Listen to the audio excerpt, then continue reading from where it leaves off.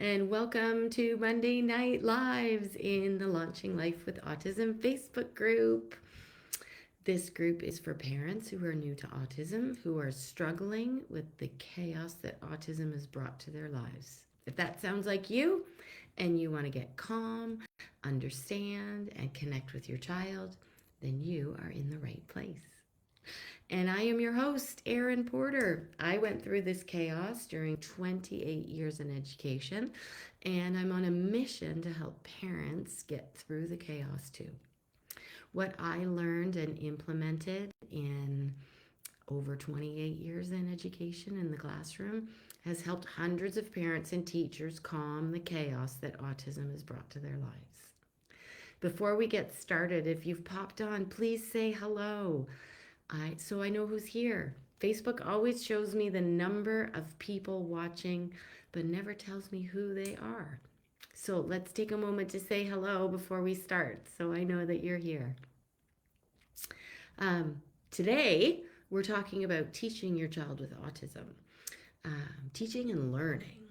Hi, Anand. Nice to see you. Thanks for saying hi. Wow, lots of people saying hi. I love it. Thank you.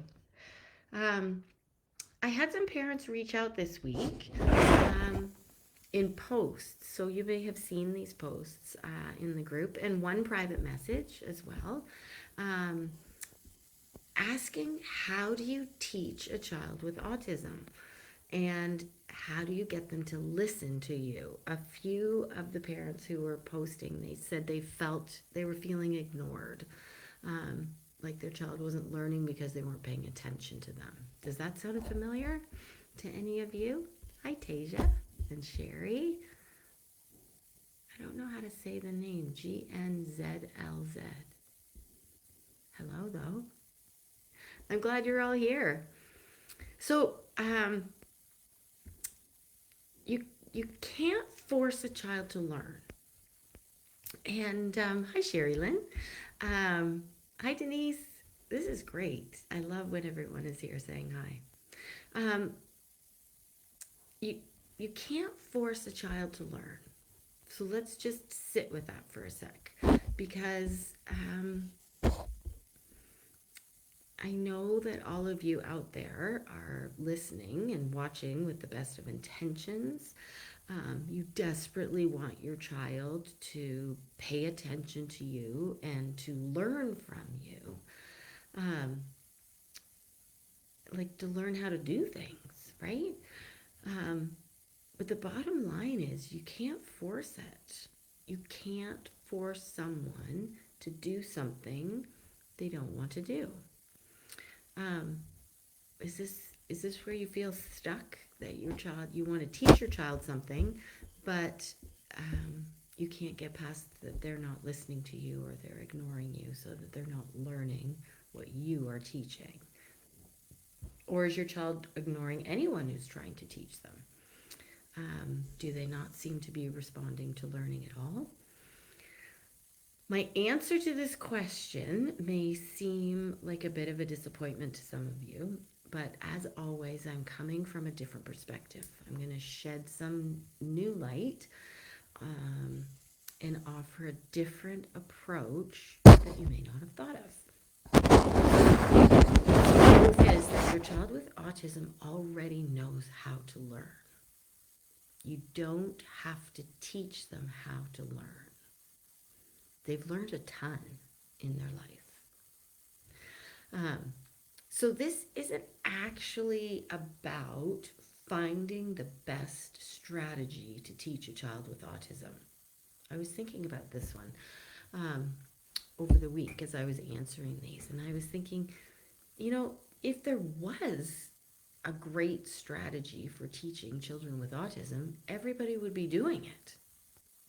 And truthfully, if this existed, there would be schools, therapists, doctors, and children with autism would be learning at an incredible rate. So on top of all of that, there's a lot of controversy around what it is that children with autism need to learn. Do they need PECs, ABA, play therapy, OT, PT, one-to-one support. And even with all of these things in place, parents still tell me that they're worried about their child's future and they still have problem behavior and the child still isn't learning or coping. The desperation and the sadness that I felt from the parents in these posts and from the one who wrote to me seemed to me that they were most concerned that the child wouldn't learn from them and that the child wasn't paying attention to them. The question seemed to be, how do I get my child to listen to me? How do I get my child to learn from me? How do I teach my child to learn? And I'm going to be honest here that I believe that we're looking in the wrong direction. I've said this over and over, and it relates to your child's struggles: sleeping, eating, playing, self-care, toileting, learning. It's all about self-regulation. Let me tell you what I mean. A child who can self-regulate can learn. They can pay attention, they can relate new information to prior knowledge, they can identify with new concepts, and they can see how those things fit into their life really at any age. They'll try and fail and be okay with that and try again. Children with autism who appear to not be learning aren't self-regulating. If your child with autism has a meltdown every time they build a tower and it falls over, they're not going to persevere with this task and continue with the learning and the trial and error that's required to master the task or learn the task. Many parents of children with autism tell me that their child is just given up. They won't try at all. And if something doesn't go their way, they may walk away from it or have a meltdown. That is a lack of self-regulation. So it's not about finding the best strategy to teach your child. It's about them and their lack of self-regulation. I've been contacted by parents of children in this situation who are struggling to learn in daycare, so little people, and by parents of teenagers who are still struggling and they're in high school. And the question's always the same. Why aren't they learning? Why aren't they paying attention to me? Some are homeschooled and they're still appearing not to learn. I want to tell you about hi Car and Ida. Thanks for saying hi again. Anand, I have a unique situation. That gets in the bus that comes to pick him up happily. However, for the last 2 weeks, the school is calling me to come and get him off the bus. When I come, he gets off in a second, almost as if my baby is waiting for me to come. So, Anand, this is about self-regulation. It is weird. And the thing that's weird about it, Anand, is that your son is capable of getting on and off the bus. He's capable of doing it. And what's happening is that because of his lack of self-regulation, he's not able to do it. So I'm not sure how to answer the question about the educators in the building. If you want to talk about it, I'd be happy to. Just reach out and we can talk through it.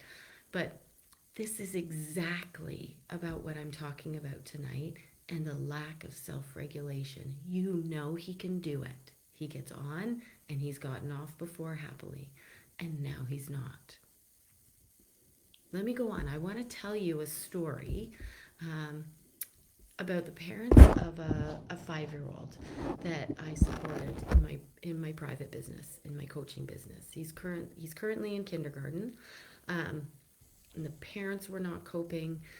He was not coping. He wasn't sleeping, eating properly, playing. He couldn't do that. Self care, no. Toileted, no. Um, they were all off the rails. And at school, he was a handful, screaming, crying, hitting, biting. Um, so, how do you teach this child? Really, that's the question that everyone is asking. How do you teach a child who is not regulated? Well, I find it hard to say every time I talk about this because I was in education for 28 years. Um, but here goes. You can't. You can't teach a child academics or a task that is really kind of irrelevant to them if they are not regulated. This child was so unregulated he couldn't learn, and he fought it every day by hurting people around him. Um, and these parents worked through my program. When it was done, everything changed. Sleeping, eating, playing, self care, toileting, and learning, it all changed. And that's because we went at self regulation, not another strategy for learning or a strategy to teach him something. And when their son went back to school, the teachers couldn't believe it. On his first day back, he participated in an art project. He did a painting, and he had never done any work at school. He was calm, he didn't scream, he didn't hit, he didn't bite. And after 3 days back at school, I want to show you this. Mom sent me a picture of um, of the work that he did. I've blacked it out so it's private, but you can see. Look, he did that in kindergarten, the first piece of work after going back to school and being regulated. So, what I'm trying to say here is that the struggles that you're dealing with your child's learning are not about finding the best way to teach them. There is no best way. You cannot force a child to learn. What your child needs right now is self-regulation. It's really the key to everything. If you want your child to learn, you really need to look in a different direction. It's not about more therapies or more visuals or a new strategy. Your child can and will learn once they have the ability to self-regulate. If they aren't paying attention to you, or you don't know how to teach them, or their educators don't know how to teach them, you're looking in the wrong direction. It's not about another strategy. It's about self-regulation. And the truth is, your child can learn. Your child has learned lots already in their life. If you want your child to start to learn other things in academics, then there's work to be done to get them there. And if you're prepared to do the work, then we should talk about how it would look to give your child the gift of self-regulation. It might be the best gift you ever give your child. I have time slots this week open for anybody who wants to talk about this. It's free. If you want to book a call and talk to me about how this looks, just type link in the comments there and I will send you a link to book a call. I would be happy to talk to any or all of you. My child gets on the bus, but getting off is also very hard. Yes, it's the same thing. Is this where ABA comes in? This is another strategy that people use to teach a child to learn.